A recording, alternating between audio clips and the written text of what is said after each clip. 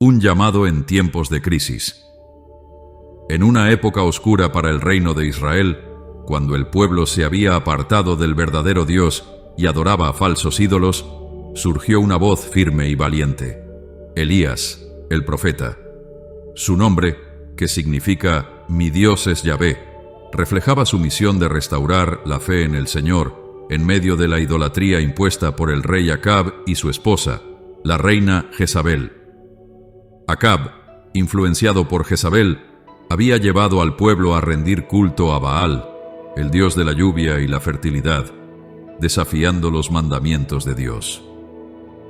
En respuesta a esta rebelión, Elías apareció repentinamente en la corte real con un mensaje contundente: «Vive Yahvé, Dios de Israel, en cuya presencia estoy, que no habrá lluvia ni rocío en estos años, sino por mi palabra». Estas palabras resonaron como una sentencia de juicio.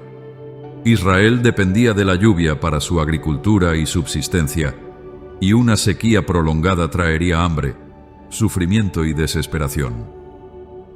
Dios cerraría los cielos para demostrar que solo Él tenía poder sobre la creación, no Baal.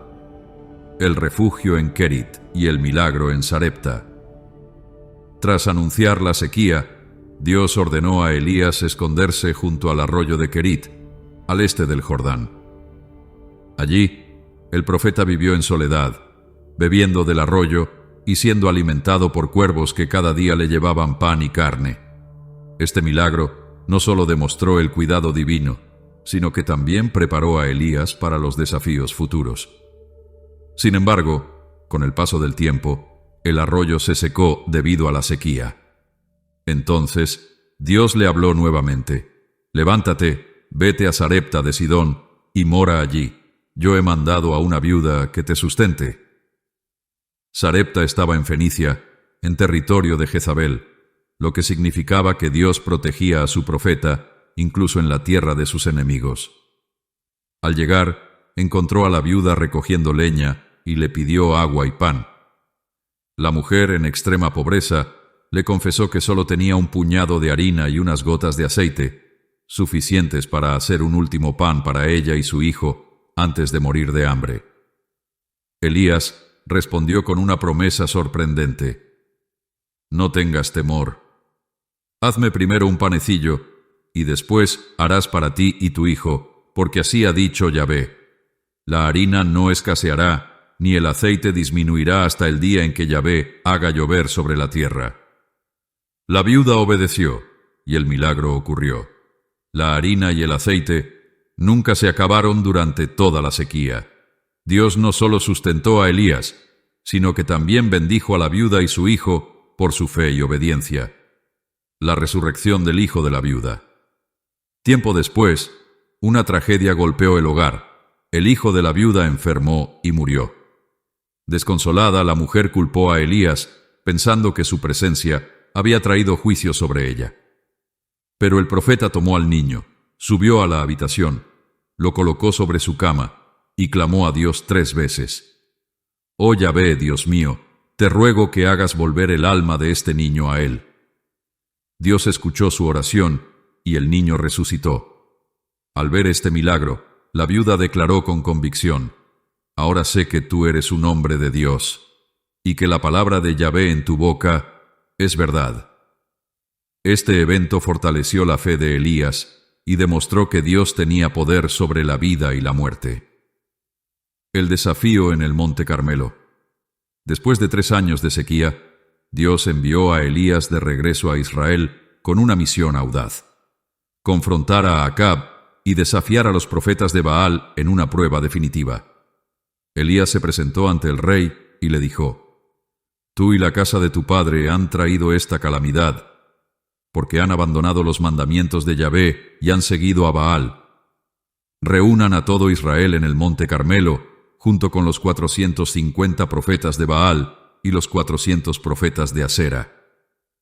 Acab aceptó, y el desafío quedó planteado.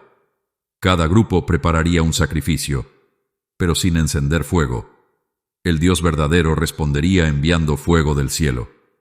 Los profetas de Baal fueron los primeros. Desde la mañana hasta la tarde clamaron, danzaron y se hirieron con cuchillos. Pero Baal no respondió. Elías se burló de ellos. Griten más fuerte. Tal vez su Dios está meditando, o está ocupado, o de viaje. Quizás está dormido y necesita que lo despierten. Al llegar su turno, Elías restauró el altar de Dios con 12 piedras, colocó el sacrificio, cavó una zanja alrededor y mandó verter 4 cántaros de agua 3 veces, empapando todo el altar. Luego oró: «Oh Yahvé, Dios de Abraham, Isaac e Israel, que hoy se sepa que tú eres Dios en Israel y que yo soy tu siervo». De inmediato, fuego del cielo descendió, consumiendo el holocausto, la leña, las piedras e incluso el agua en la zanja. El pueblo, al ver esto, cayó rostro en tierra y exclamó: «Yahvé es Dios, Yahvé es Dios». Elías entonces ordenó la captura de los profetas de Baal y los ejecutó, poniendo fin a su influencia en Israel. El regreso de la lluvia. Con el pueblo reconciliado con Dios, Elías subió a la cima del monte Carmelo, se inclinó en oración y envió a su siervo a observar el horizonte. Después de 7 veces, el siervo vio una pequeña nube del tamaño de una mano. Elías anunció a Acab: «Prepara tu carro y desciende, porque la lluvia viene». Pronto, el cielo se oscureció y una gran tormenta cayó sobre la tierra, poniendo fin a la sequía. Lleno del poder de Dios, Elías corrió delante del carro de Acab hasta Jezreel, demostrando que Dios no solo restaura la naturaleza, sino también el liderazgo espiritual de su pueblo. La amenaza de Jezabel y la huida al desierto. A pesar de la impresionante victoria en el Monte Carmelo, el triunfo de Elías fue efímero. Jezabel, furiosa por la muerte de los profetas de Baal, juró venganza y envió un mensaje al profeta: «Así me hagan los dioses y aún me añadan, si mañana a esta hora no he hecho contigo lo mismo que hiciste con ellos». Elías, que había enfrentado a un rey y desafiado a cientos de falsos profetas, ahora se llenó de temor y huyó por su vida. Viajó hasta Beerseba, en Judá, dejando allí a su siervo y adentrándose un día en el desierto. Exhausto y desanimado, se sentó bajo un arbusto y en un momento de profunda desesperación oró: «Basta ya, oh Yahvé, quítame la vida, pues no soy mejor que mis antepasados». Elías, el profeta que desafió reyes y vio fuego descender del cielo, ahora quería morir. La fatiga, el miedo y el sentimiento de fracaso lo habían abrumado. Sin embargo, Dios no lo reprendió. En su amor y compasión, envió un ángel que le tocó y le dijo: «Levántate y come». Frente a él había pan cocido sobre piedras calientes y un cántaro de agua. Elías comió y volvió a dormir, pero el ángel lo despertó nuevamente. «Levántate y come, porque largo camino te resta». Fortalecido por aquella comida celestial, caminó 40 días y 40 noches hasta llegar al monte Horeb, también conocido como el monte Sinaí, donde Dios había dado la ley a Moisés siglos antes. El encuentro con Dios en el monte Horeb. En Horeb, Elías entró en una cueva y pasó la noche allí.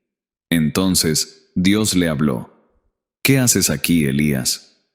El profeta respondió con amargura: «He sentido un vivo celo por Yahvé, porque los hijos de Israel han abandonado tu pacto, han derribado tus altares y han matado a tus profetas con espada. Solo yo he quedado, y me buscan para quitarme la vida». Dios, en lugar de reprenderlo, le dijo que saliera de la cueva, porque iba a manifestarse ante él. Primero, vino un fuerte viento que desgarró los montes, pero Dios no estaba en el viento. Luego, hubo un gran terremoto, pero Dios no estaba en el terremoto. Después, apareció un fuego, pero Dios no estaba en el fuego. Finalmente, llegó un susurro apacible y delicado. Al escucharlo, Elías se cubrió el rostro con su manto y salió a la entrada de la cueva. En ese momento, Dios le habló de nuevo: «¿Qué haces aquí, Elías?». Elías repitió su queja, pero Dios no le respondió con reproches. En cambio, le dio una nueva misión. Debía ungir a Hazael como rey de Siria, a Jehú como rey de Israel y a Eliseo como su sucesor. También le reveló que no estaba solo, pues aún quedaban 7,000 israelitas que no habían doblado sus rodillas ante Baal. Con esto, Dios le enseñó que su plan era más grande que las circunstancias del momento. Elías debía seguir adelante, porque la historia aún no había terminado. El llamado de Eliseo, su sucesor Elías descendió del monte y fue en busca de Eliseo, un joven que estaba arando con 12 yuntas de bueyes. Se acercó y le echó su manto sobre los hombros, un gesto simbólico que indicaba que sería su sucesor.